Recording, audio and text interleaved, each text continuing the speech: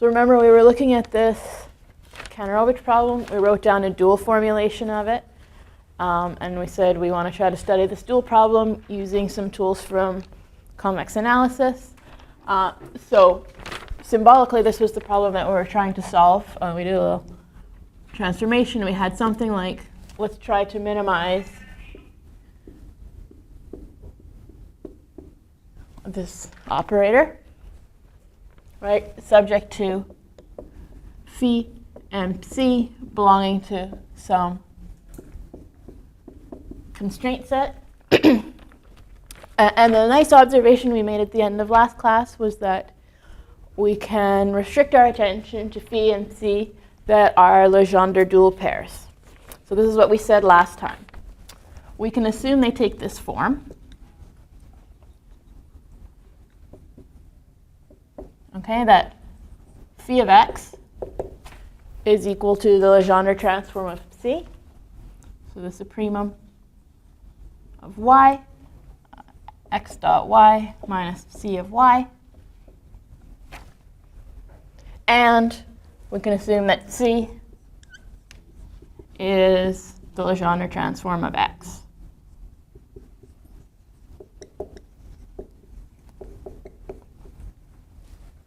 Okay, so the Legendre duals, they're both convex functions. So both phi and C are convex. And now we're going to see what we can do with this. So we're going to try to study this dual problem. I think I called this dp star.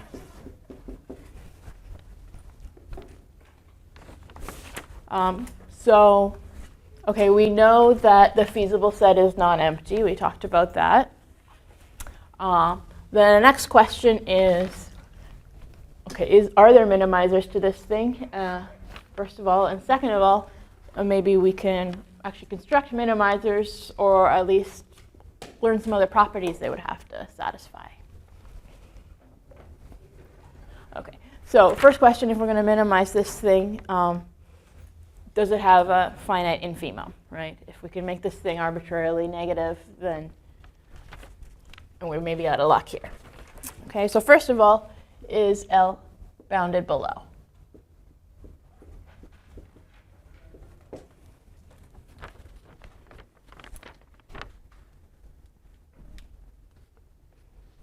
Okay, so L of phi and C.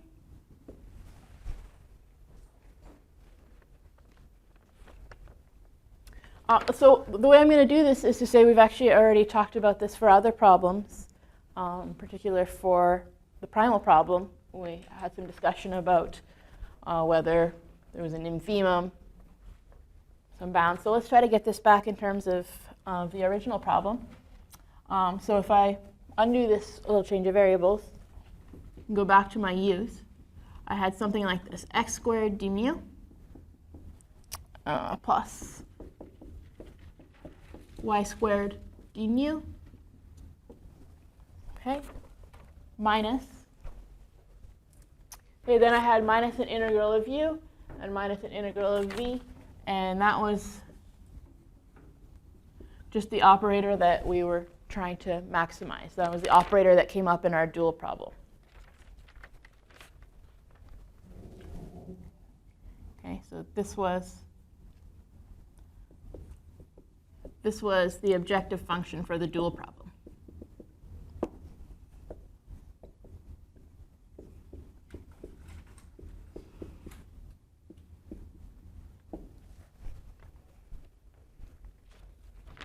All right, this is the guy that we were trying to maximize.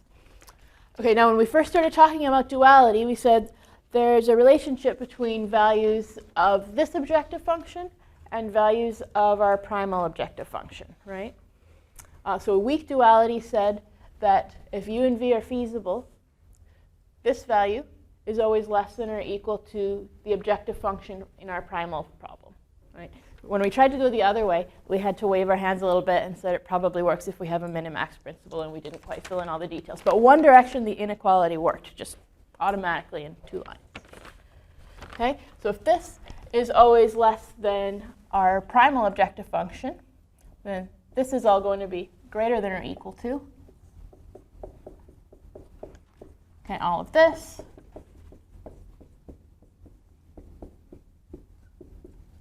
Okay, minus, we'll call this I of pi.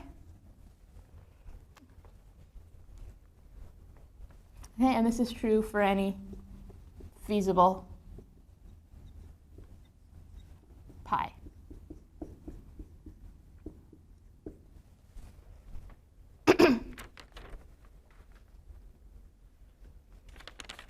Okay, and this was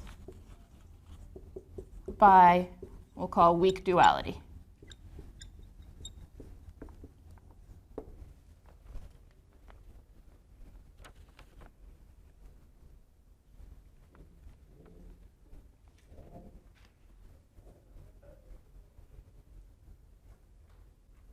Okay, as long as we're living in bounded sets, right, this is just some number, finite, this is some finite value.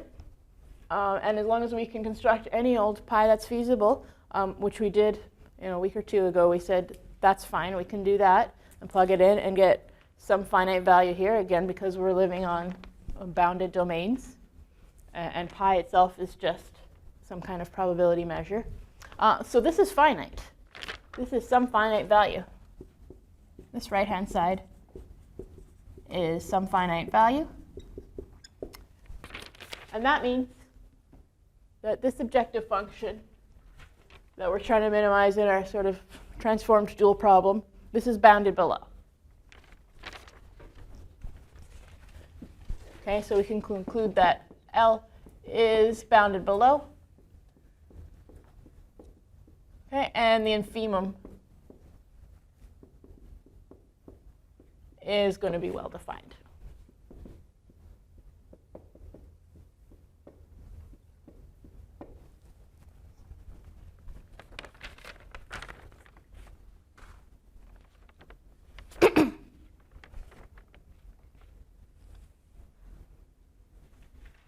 Okay, so that's good.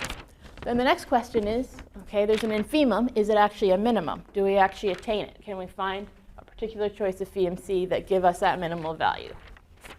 So is it a minimum?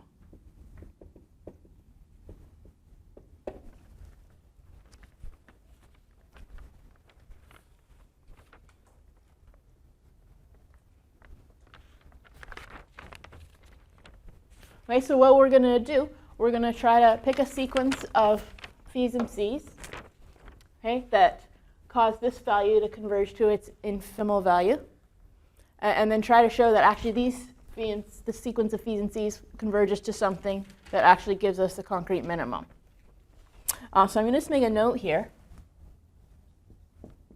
This is easy to check, that if phi and c are feasible, then you can shift things around by a constant a little bit. So then for all constants, phi minus a and c plus a are also feasible.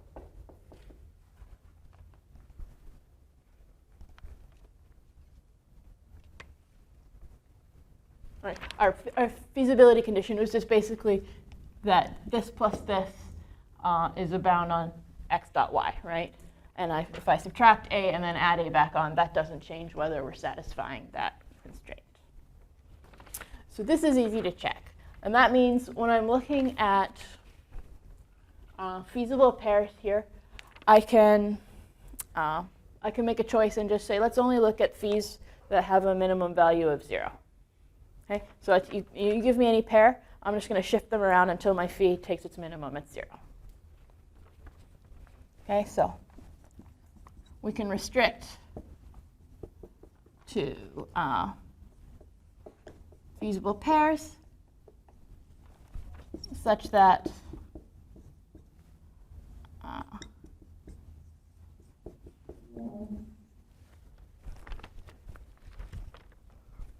phi is 0 at its minimum,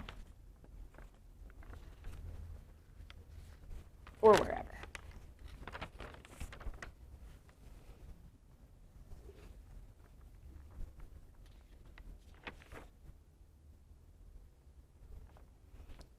Okay, so with that done, let's try to actually minimize this. Let's see what we can do. So we know there's an infimum, so we know we can construct a sequence like this, okay, such that, and these are all feasible. Let me write that. Right, such that this value converges to the infimum.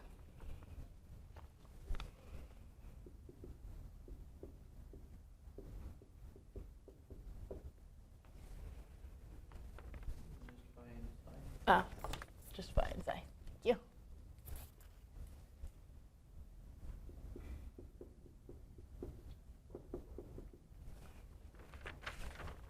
Okay, we know we can do that. This is the definition of the infimum.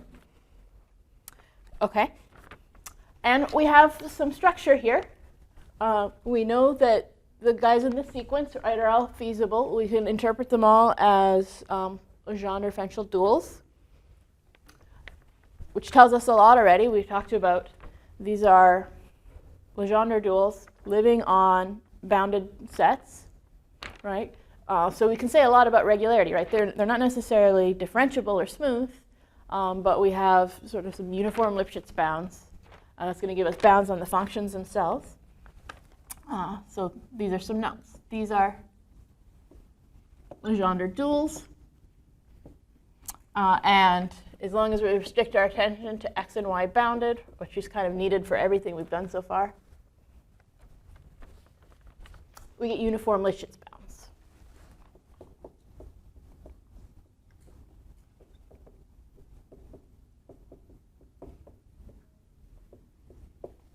Remember, we had a bound on the Lipschitz constants that just depended on the size of the domains themselves and nothing else, right?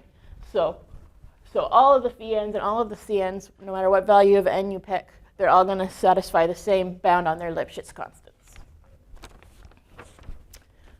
That's good. This means these things are continuous in a really strong way. You can have a modulus of continuity that works for all of these functions. And in particular, we're going to say these are equicontinuous.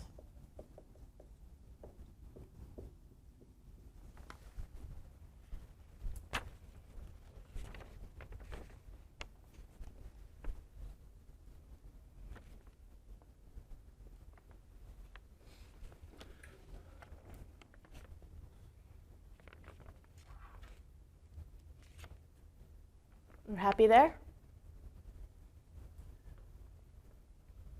Okay, so we've got equicontinuity. We want boundedness of the functions themselves. We want uniform bounds on the functions. So what do we know? We know that, let's just do this for phi. Okay, we decided to make phi n positive. And we can use the fact that it's Lipschitz continuous to bound how much above 0 it can be, right? And it's living in a bounded domain. It has a fixed Lipschitz constant. There's only so much it can increase, right? And the amount it can increase is going to be at most the Lipschitz constant times the diameter of its domain.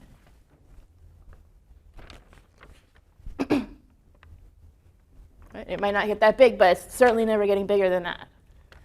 Okay, this we said last time that because we have, right, the Lipschitz constants of these, or the gradients, the subgradients of this function are related to values that are in y. That was this property of Legendre duals. So this is certainly going to be bounded by the supremum values of y times the diameter of x.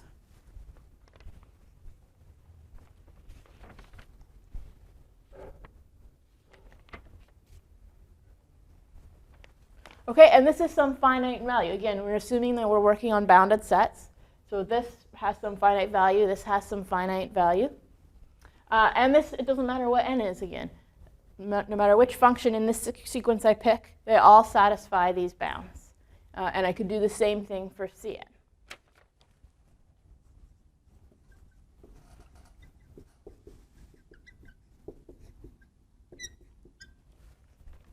Okay, so what do we have? We have some sort of uniformly bounded sequences.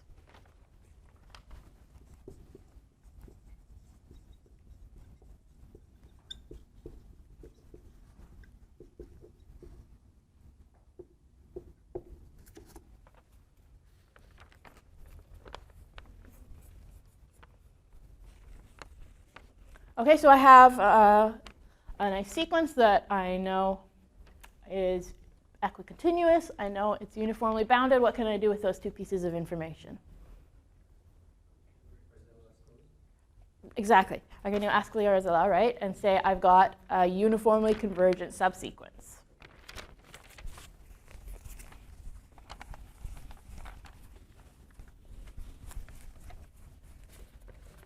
So by Ascoli-Arzela, there exists a uniformly convergent subsequence phi n k, which converges to some function phi, and c n k that converges to some function c. What's that? It will be, yeah, pointwise convergence, certainly.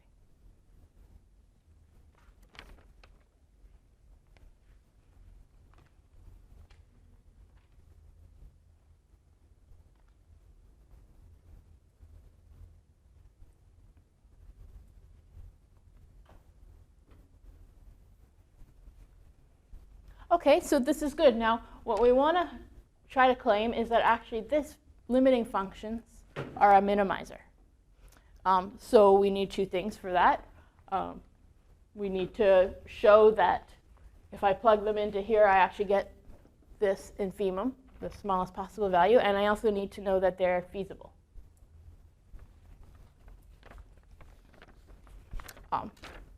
There's not so much to prove here, though, because uniform convergence basically gives you everything.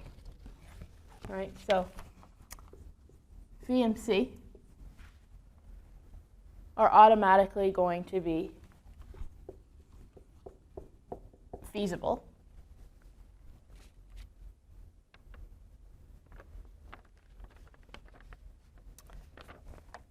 And, okay, everything is sort of nice and continuous.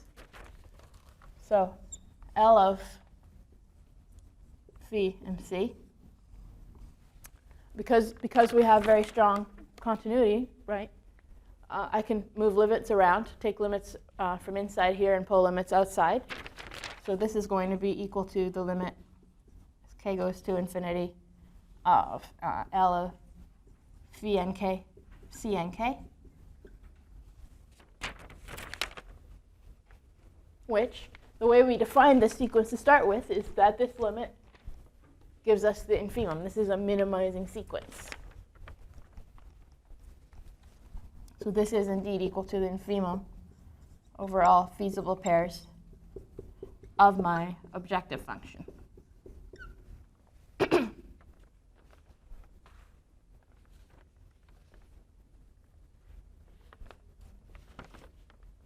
And that's it. We've constructed a solution now to this minimization problem, which I've erased.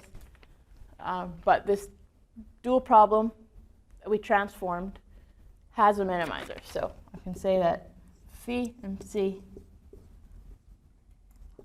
are minimizers of our transformed dual problem.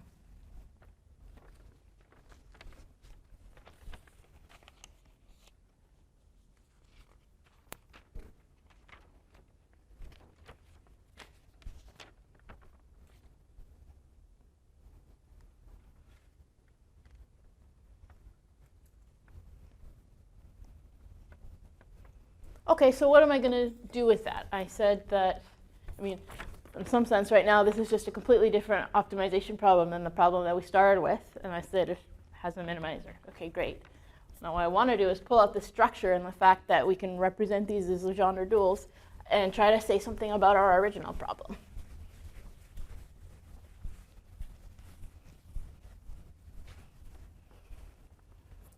Okay, so let's focus on a nice enough case.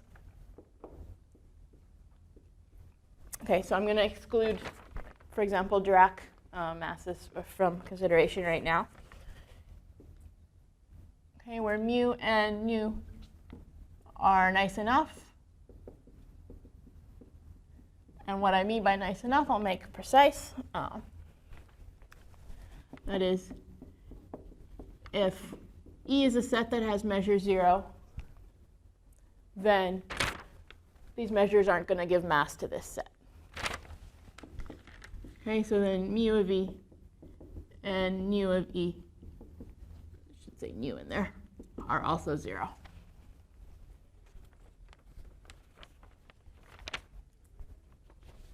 You usually hear people say, let's assume these measures don't give mass to small sets.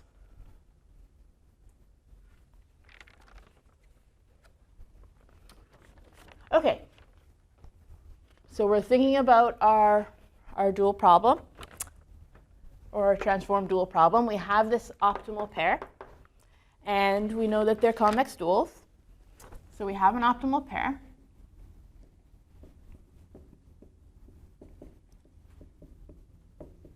Okay, for this dual problem.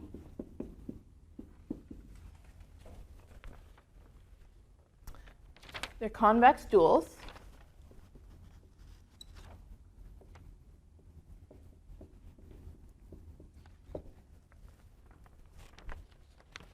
Okay, convexity is nice. Convexity tells us something about regularity. Okay, we know that convexity doesn't give us differentiability. It does give us almost everywhere differentiability. So we can say this. They're convex duals, and they're differentiable almost everywhere.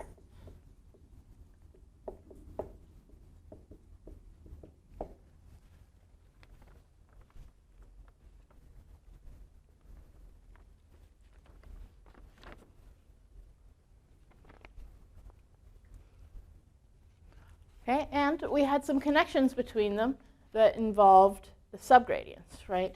Computing these things involved a supremum, right? And we said, well, not only that, we can decide what value gives us the supremum. It's the value that comes from the subgradient.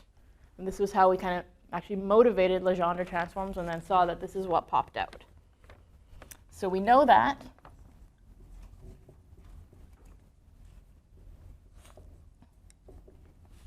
For all x,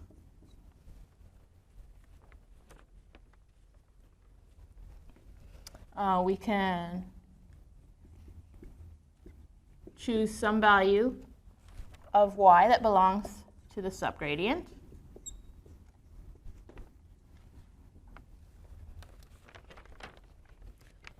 Right? And if we pick this right, we actually get equality in our constraint. Right? We had phi plus c equals x dot y instead of just having an inequality. So we have x dot y is equal to phi of x plus c of y. Okay? And this was just a property of the Legendre transform and the fact that these two were Legendre duals.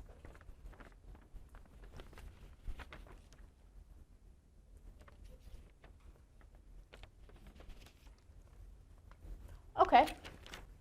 Now, sometimes this choice of y is unique, right? Sometimes I just have a subgradient that's a set-valued beast, and I have lots of choices. But sometimes this function is differentiable, and then there's only one value of y that makes this true. In fact, almost everywhere this is the case, right? Because this function is differentiable almost everywhere. At that point, there's only a singleton living in this subgradient. Okay, so for almost every x,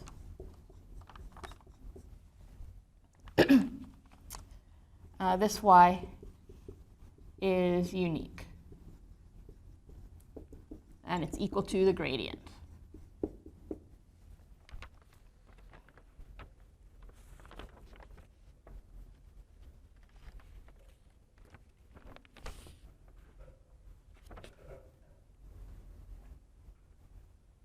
I'm going to call the set where this works x tilde. So we have our whole domain x. I'm going to remove all the points where f is not differentiable, right? and there's not many of them to remove. So let's say this, that for all x belonging to x tilde, phi is differentiable, and x tilde has full measure.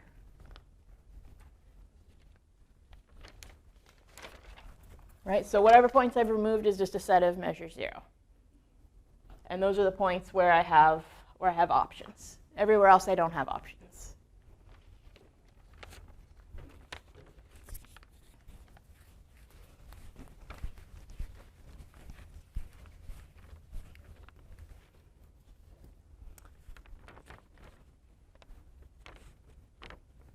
Okay, think back to the Monge problem. What was the unknown that we're looking for in the Monge problem?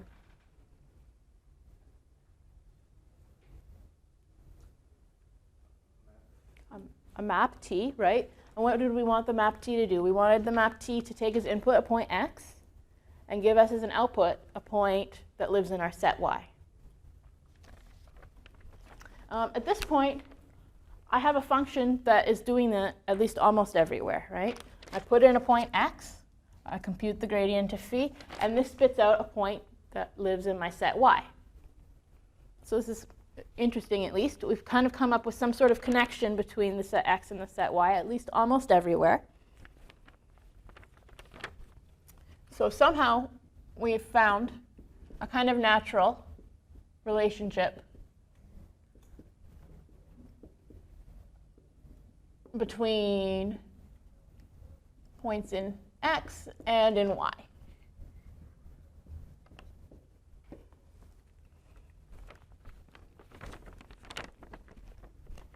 So it kind of pops up naturally in this problem. So let's run with it and see what we can do with this mapping. We can basically define a mapping here. Let's investigate it, and maybe it's useful. So let's define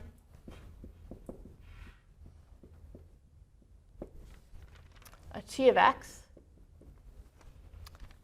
for x in our domain. Hey, we're going to define this to be an actual mapping, single valued. So my constraints are so that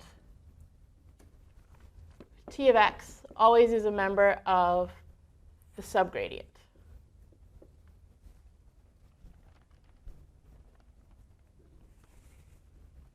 Okay, so what am I saying? At most points, almost everywhere, I don't have choices here, right? It's just equal to the gradient.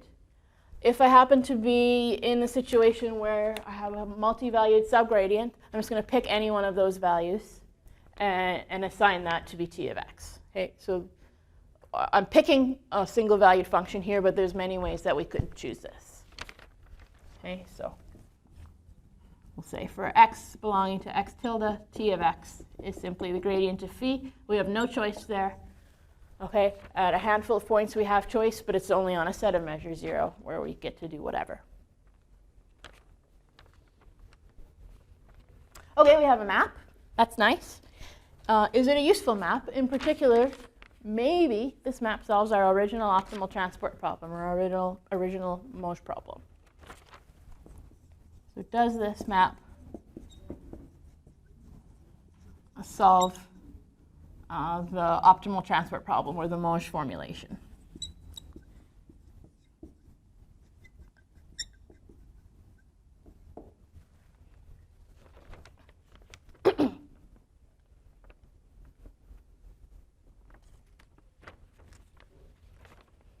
Okay, so what are the things that we would need to check?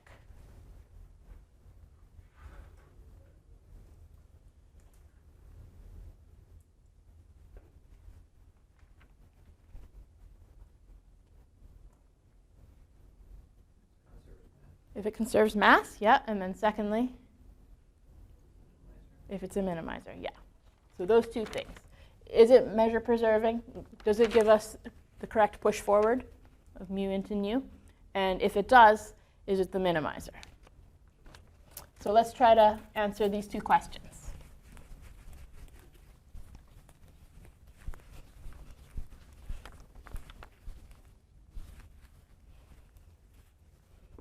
Okay, so question 1, is T measure preserving?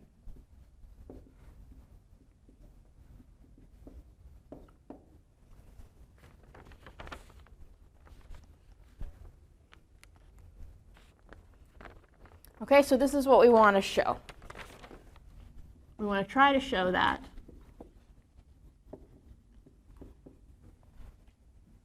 okay, so that if I integrate h of t of x against my source measure,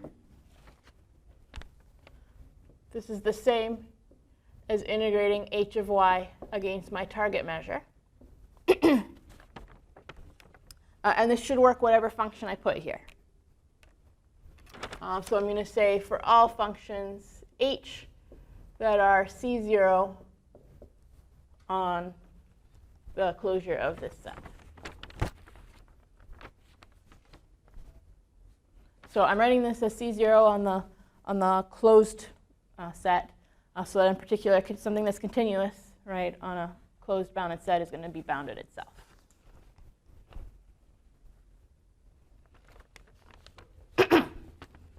Okay, so let's try to do this. So the way I'm going to do this is I'm going to introduce some new functions. Okay, so particular h is bounded, we said. Let's introduce these new functions that are also going to be a feasible pair. So C epsilon, C of y plus epsilon times h of y. For epsilon, some small epsilon. Okay, and I want a feasible pair, so my corresponding phi function that I'm going to introduce is going to be the Legendre transform of this. So phi epsilon of x is going to be the supremum over all the y's of x dot y minus c of y minus epsilon h of y.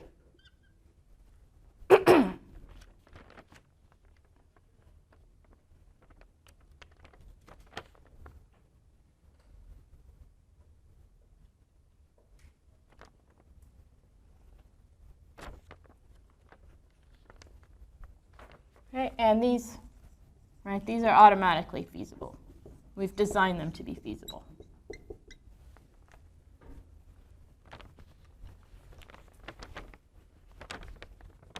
Right? We started with continuous functions. I've perturbed them in a way that's going to preserve the continuity, and that's guaranteed to give us the constraints that we need.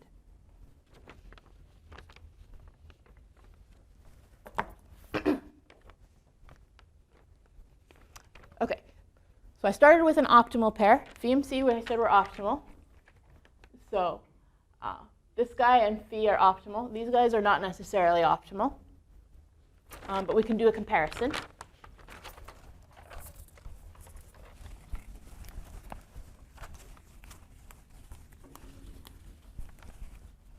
Okay, so since phi and C are optimal, what do we have? We're going to have, if I look at L of, what order do I want to write these in? Say phi epsilon and C epsilon minus L of phi and C.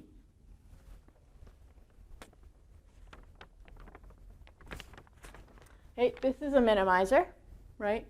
So this difference is going to be greater than or equal to 0. Okay, I'm going to divide through by epsilon here, which doesn't change anything, and you'll see in the next line why dividing through by epsilon makes sense.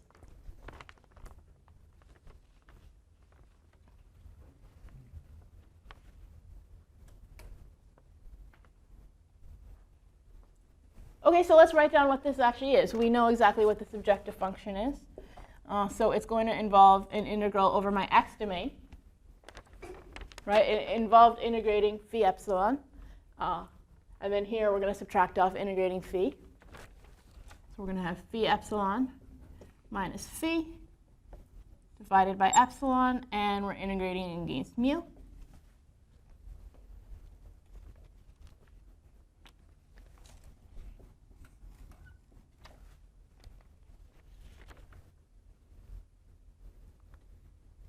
Okay, and then we do the same thing over our y domain.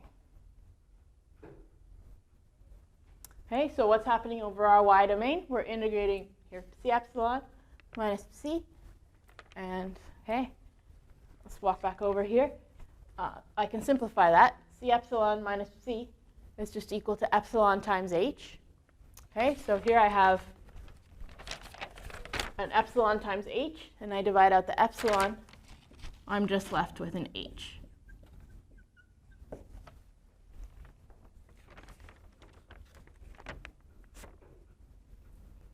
Okay, and then you see why I divided through by epsilon, right? If I hadn't thought to divide through by epsilon at this stage, I would have gone back and done it, because now this term is exactly this term. Now I need to deal with the first term and see if I can play with the first term and try to show that it looks something like this.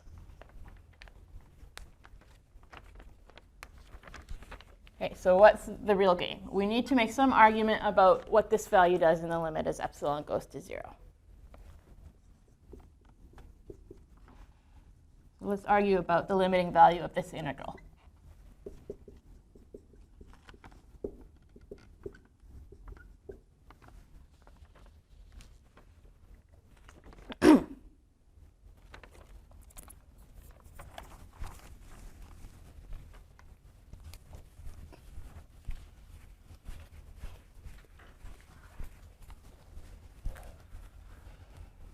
Okay, so what do we know? One thing that we know is I could integrate over x, or I could just integrate over x tilde, and that's not going to affect the value of this integral, right? Because x tilde only leaves out a set of measures 0, and I said, well, this measure isn't going to see a set of measures 0, right? So that's one thing to note.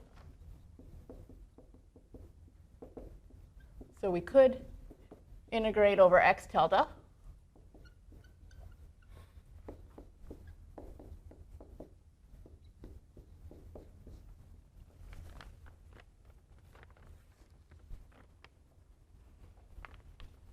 Okay, and now we also know we can interpret these as Legendre transforms. But this is an important key piece of information that we're using in all of this, is that these feasible pairs and these minimizers are Legendre duals. Okay, so we know that for x in x tilde, all right, we know that phi of x is equal to always the supremum over all y of x dot y minus c of y.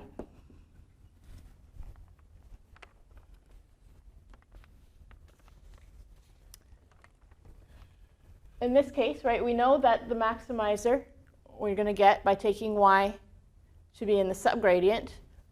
But as long as we live in this set, actually the subgradient is just the gradient. So there's going to be a unique maximizer at y equal to t of x, right, which is simply the gradient of phi.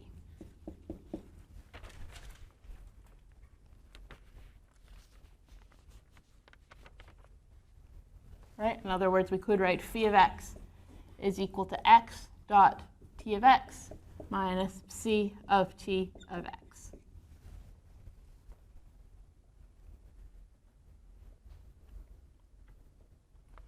And there's only one possible value that we could put here.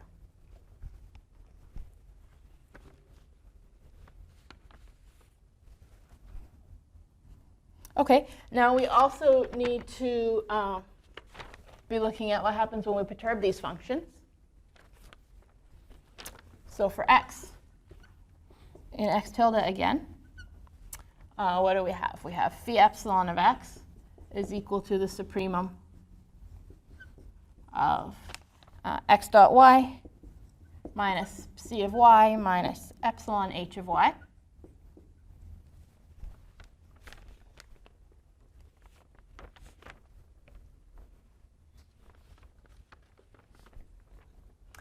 So what have I done here?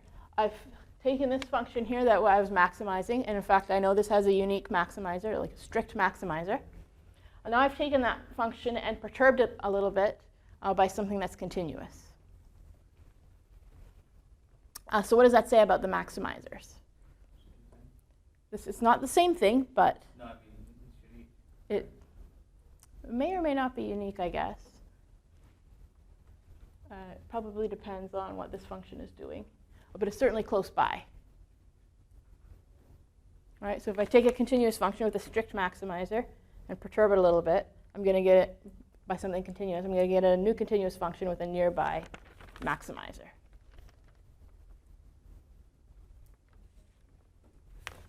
Maybe there's a lot of maybe there's more maximizers, but there's certainly a nearby maximizer. So this has a maximizer y epsilon that is very close to this maximizer. That's the key. They're not far off.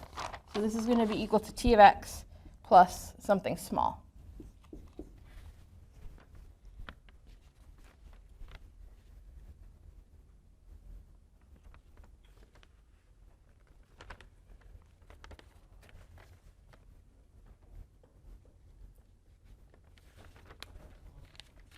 What's that? This is phi epsilon. So y epsilon is going to be the maximizer that shows up in here. Yeah.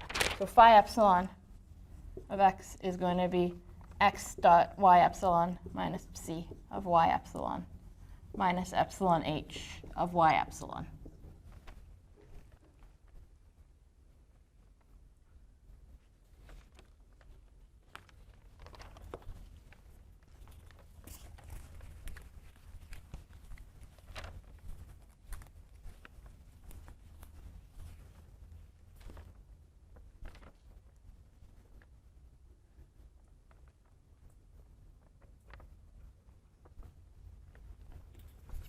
Okay, so we've kind of characterized and hopefully simplified a little bit what's going on with these phi and phi epsilon.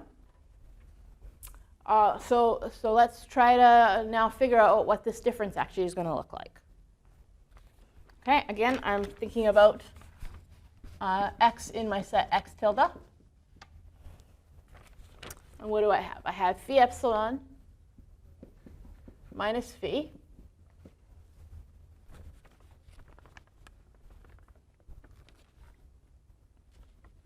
Okay, well, phi epsilon is all of this. Okay, minus psi of y epsilon minus epsilon h of y epsilon. Okay, that's all my phi epsilon, and then I subtract off phi.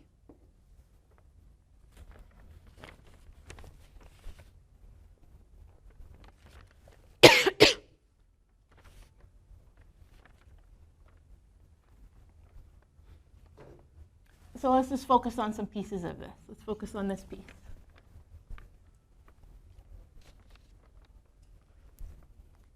What can I say about this little piece? It goes to phi. Okay, can I put bounds on it for epsilon non-zero? For epsilon greater than 0?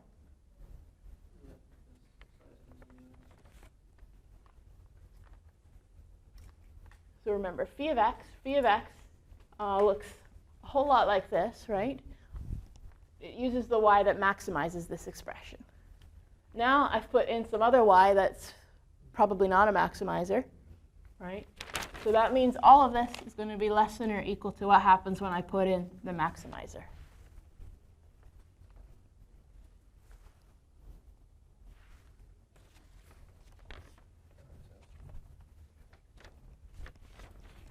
Where's the times epsilon?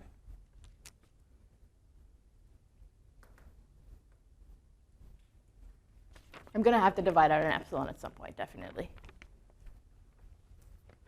But what do I have here? I have this bound. Phi epsilon minus phi is certainly less than or equal to. Okay, phi minus phi goes away. It's less than or equal to minus epsilon h y epsilon.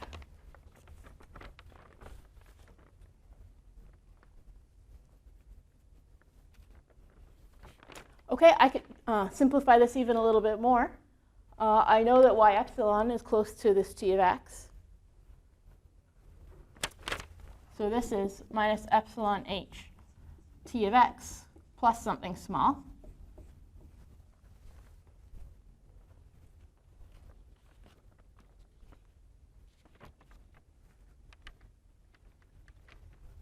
But h is continuous, right? We required h to be continuous at the very start of all of this.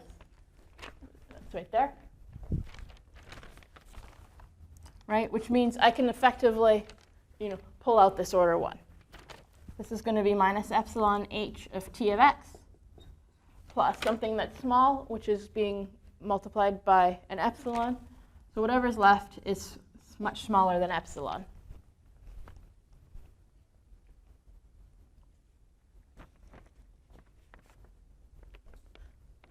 This you should be happy with this result. This looks promising, right? Because what do we want? We want when we have a phi epsilon minus phi over epsilon, we were hoping it was going to end up looking something like this, h of t of x. Okay, once I divide this by epsilon, I'm going to have h of t of x, something close to h of t of x, plus something when I divide it by epsilon that's still small.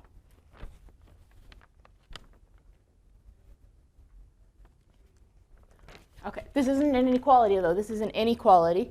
If we're going to pull this off, we need to make this work the other direction, too. So let's try to play the same game going the other direction.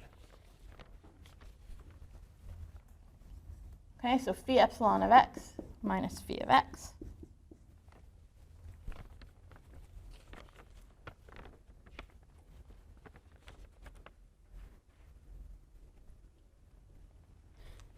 Okay.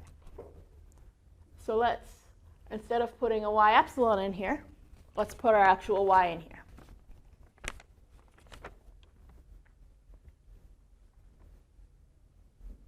All right, so y epsilon was the maximizer of this expression. If I put something other than y epsilon in here, I get something that's less than this. Right? So this is going to be bigger than what I would get if I put in t of x. So x dot t of x minus c of t of x minus epsilon h t of x. And then I still have this phi I have to worry about.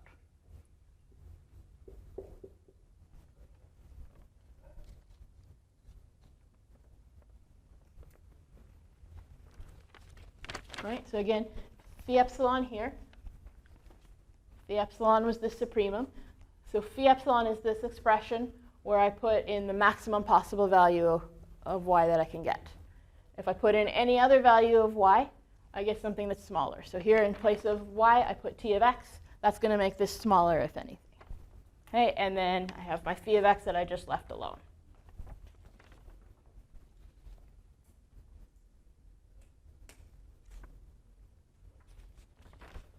How does that simplify? I've got a phi of x sitting here, right.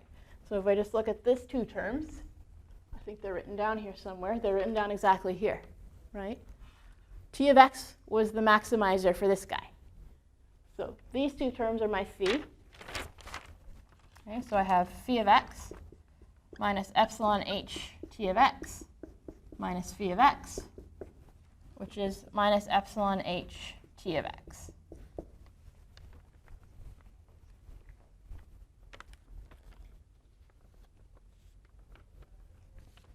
Okay, so that's good. We've basically gotten the same thing on the right-hand side with the inequalities facing both directions. A modulo a small error.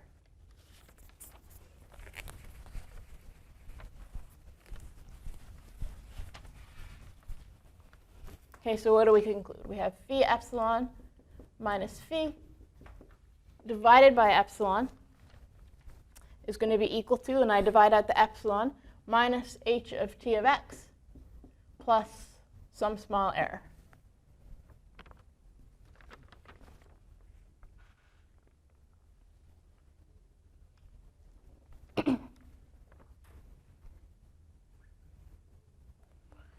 Now what I really want to do is actually integrate this thing.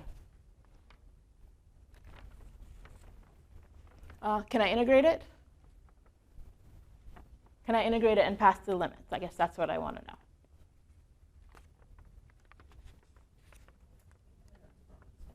What's that?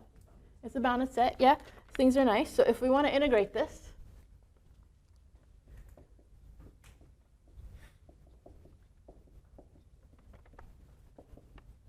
okay, so phi epsilon minus phi over epsilon.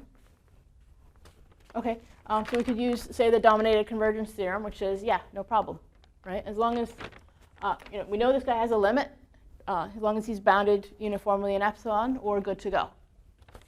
Okay, so if we use the dominated convergence theorem,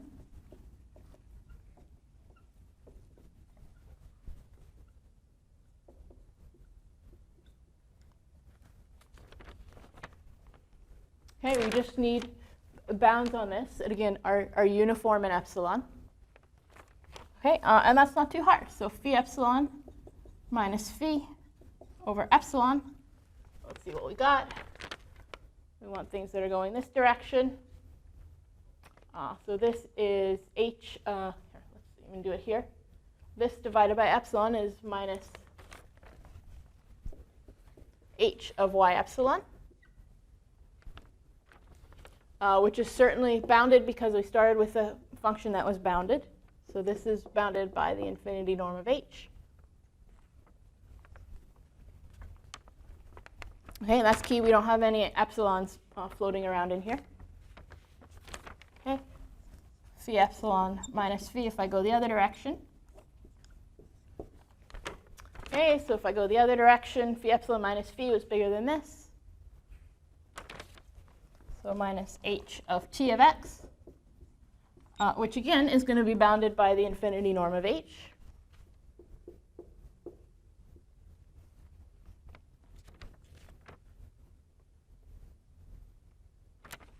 So we should be in business. We've got this beast that's bounded uniformly in epsilon. It has a limit. And that means we can move the limits around in the integral. So we're going to conclude that the integral of this thing over epsilon against my measure, which we said was a nice measure, is going to be precisely equal to, not quite equal to, okay, so it'll be equal to here, the inequality's there. Okay, it's going to be minus h of t of x d mu of x.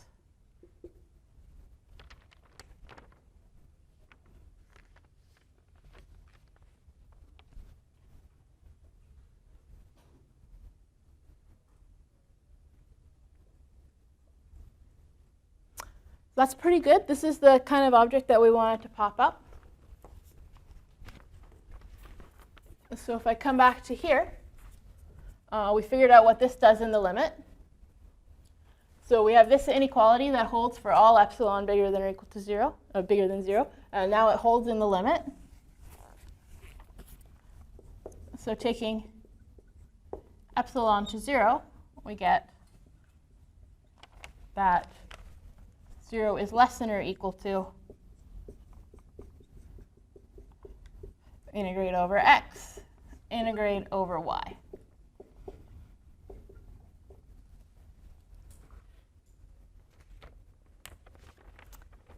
If this was an equality, it would be exactly what I wanted. It would be exactly measure conservation.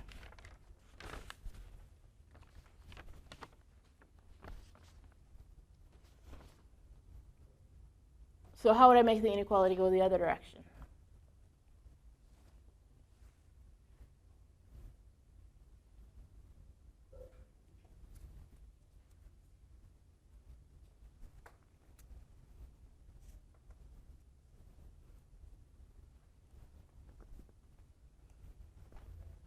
Okay, let me ask you this. What were the requirements on h?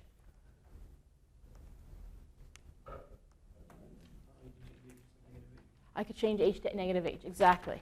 This argument worked for any h that's continuous on the closure of this set, right? We could repeat the argument with minus h. And we'd get exactly this, but now we'd have a minus h, this would be plus, this would be minus. So we obtain, at the end of the day, that no matter what nice h you pick, integrating over x using this measure mu is the same as integrating against this measure nu.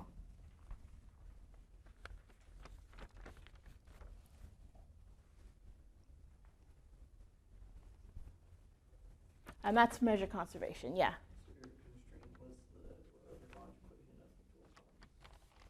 My constraint was, I'm not sure you can interpret it as an Euler-Lagrange equation.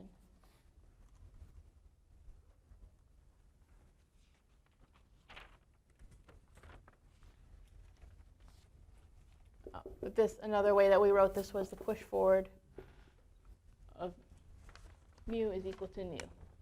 And that's what we wanted.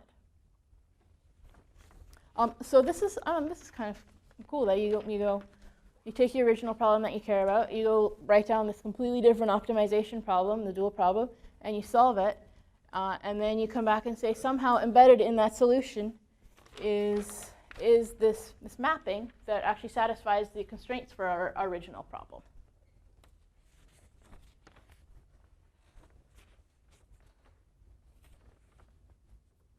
Any questions about that step?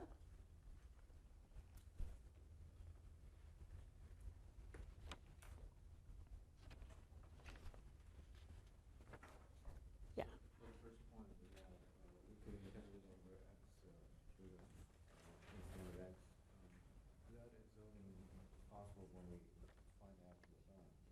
That's only possible when what?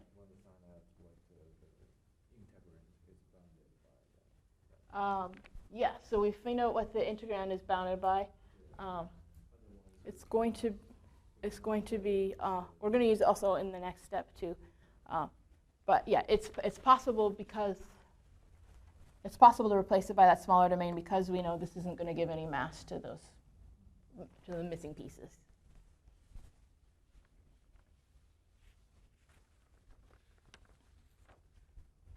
Yeah, and there we get to be sloppy throughout and just say integrating over x then is the same as integrating over x tilde. Okay, I've defined t to just be something at the extra places, and it doesn't really matter how I define it.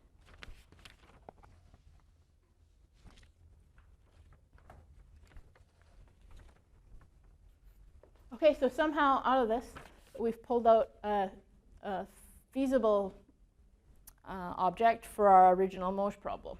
Right? We went through this Kantorovich problem, we wrote down the dual formulation, we tried to solve the dual problem, and somehow in there we pulled out this feasible object. It's a mapping.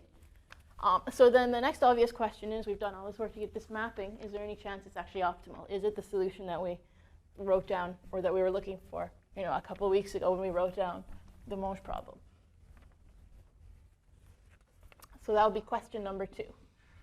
Any chance that t is optimal?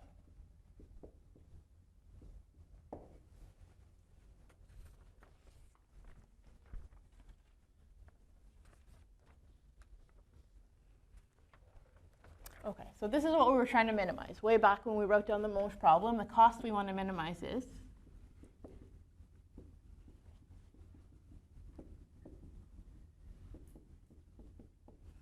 okay, I'm going to call it cost.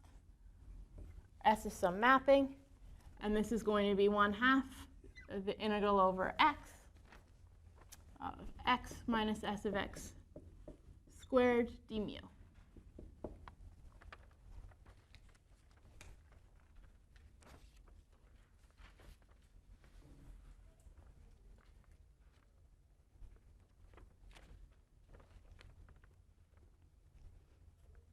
Okay, we know that t is feasible. We'd like to show that t is the object that minimizes this thing here. So what am I going to do? I'm going to pick any old feasible mapping that you like and look at its cost, and I'm going to try to show that I can always reduce its cost by using t instead. Okay, so let's choose any s such that it's feasible. It pushes forward mu into nu.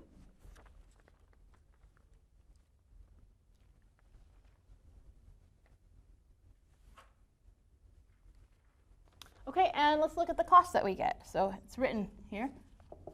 It's 1/2. I'm going to pull the half inside. So let's multiply this out. Plus 1/2 s of x squared minus 2x dot s of x.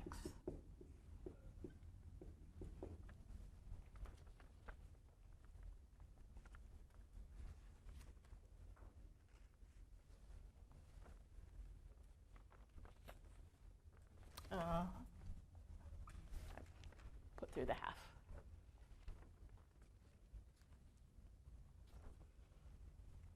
Okay, so let's see what we can do with these objects. So here we have x dotted with something, right? Before we've seen x dot t of x, right? And somehow we let y equal t of x, and then x dot y was somehow related to our Legendre transforms. So here we have s of x is an element of y.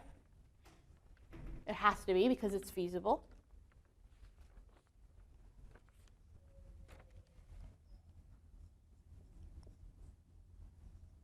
So what can I say about this object?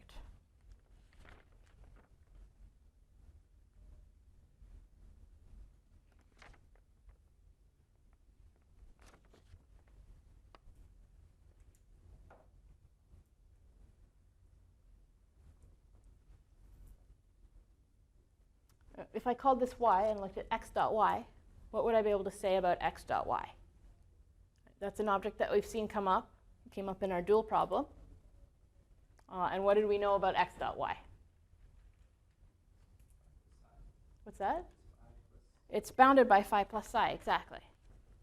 So this is going to be less than or equal to phi of x plus c of y, and here s is playing the role of y. Okay, this was the constraint from our dual problem.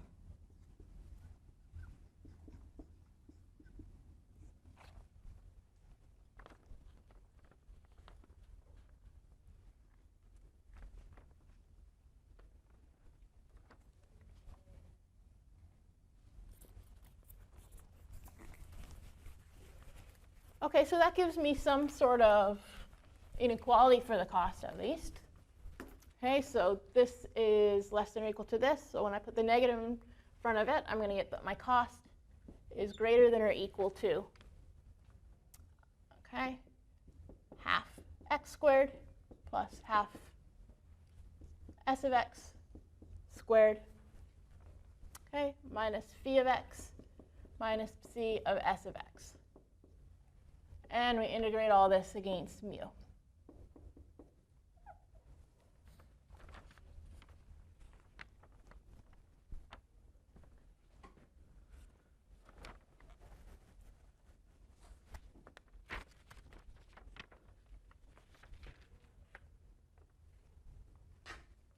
All right, this says something about my mapping S. Now, what I really want to be able to do is compare this to what happens when I put the mapping T in here.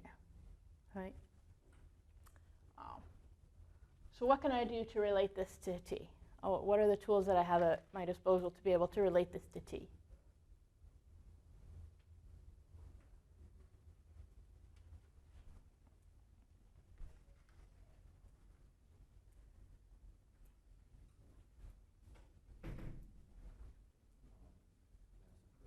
Mass preservation, exactly. So S is feasible, right?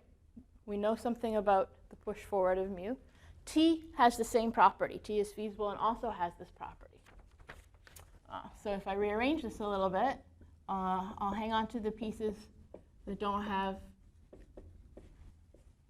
any s's in them. Here I have a function of s of x.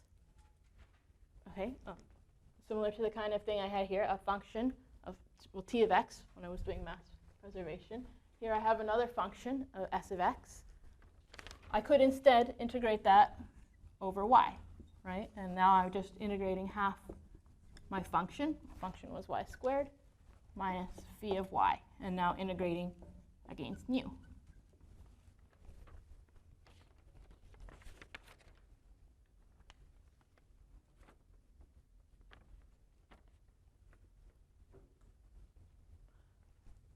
Okay, that trick works for s. That trick also works for t, right? Because t is also measure preserving, right? So I can say, okay, I'm integrating some function of y here. It's like my h of y. I could just as well integrate h of t of x instead because it's measure preserving. So if I do that, I go back to integrating everything over x, half x squared plus, okay, then I'm going to change this to a t of x, half t of x squared. I have my minus phi. I'm going to turn this back into a t of x.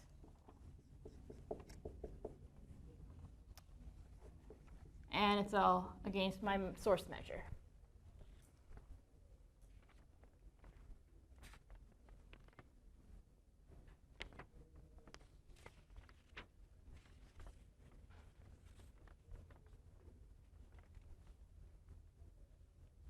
Okay, so what's true about this object?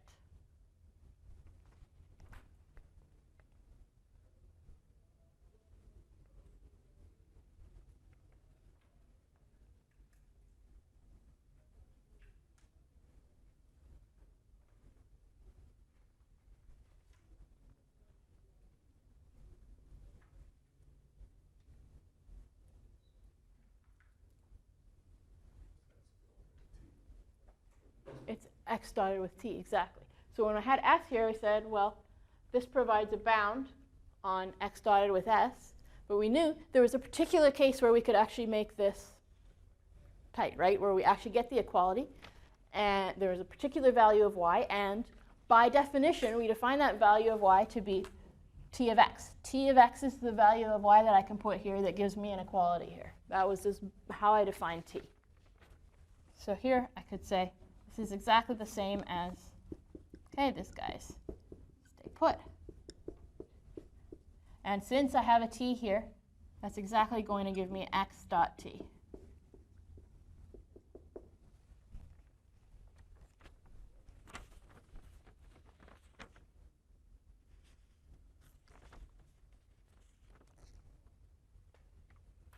And now we're in business, right? You can see right away, this is exactly our cost function that we started with, but now instead of s, we have a t in here. So this is exactly the cost of the mapping t. So what does that say? It says t is optimal. We already showed t is feasible.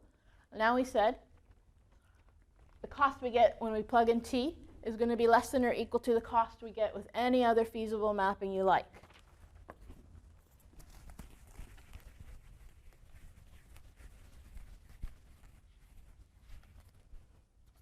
Okay, so t is optimal.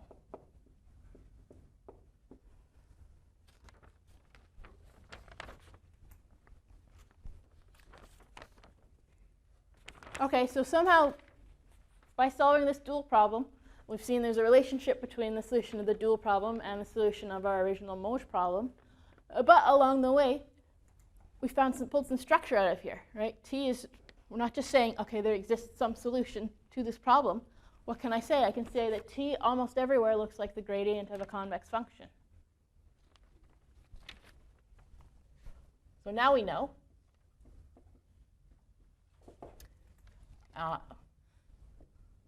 For almost, let me write it this way. There exists a convex function phi such that the optimal map can be characterized as its gradient almost everywhere.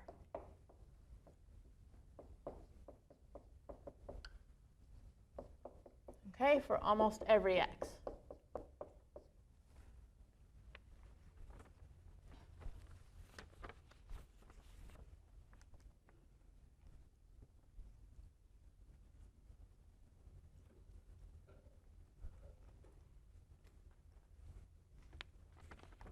This is a lot of extra information. So I kind of mentioned maybe in the first day or two of class, I mentioned that we could sort of formally write the optimal map as a gradient of a convex function, but I didn't really explain why.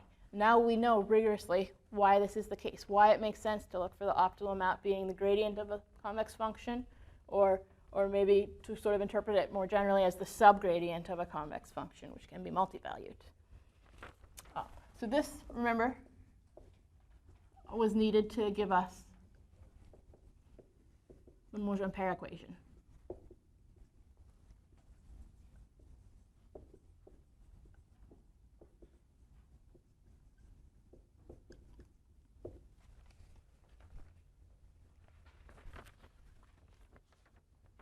Right, so in other words, if we are working with measures that happen to have densities, so if d mu of x has density f and nu has density g,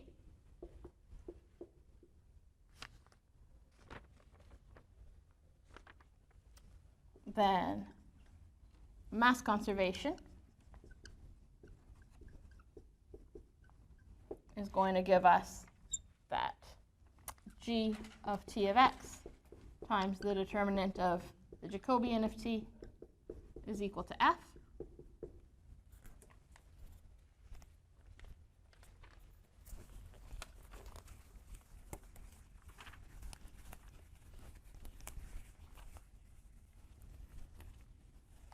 Right, and putting in that t is the gradient of u, we get that the determinant of the Hessian of, what did I call it, phi, I guess, is equal to f of x divided by g of grad phi of x, where phi is convex.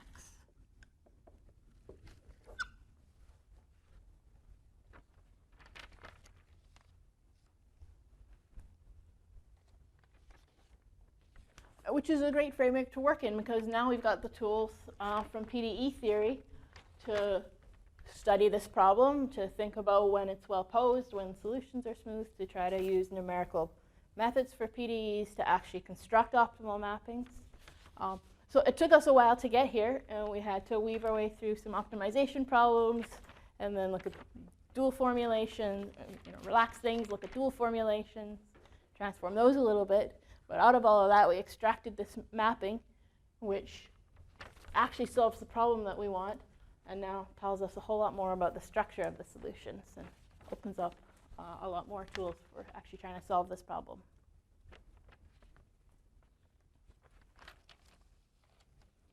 Any questions on that?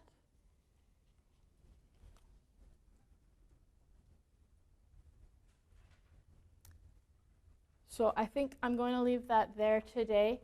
And then next class, I'm planning to look at the polar factorization theorem, which basically says, okay, here we've got this nice mapping that we're somehow characterizing as a gradient of a convex function. Polar factorization uses these techniques to say, actually, this lets us characterize lots of other vector fields too, using kind of related techniques. Okay, but I will stop there today.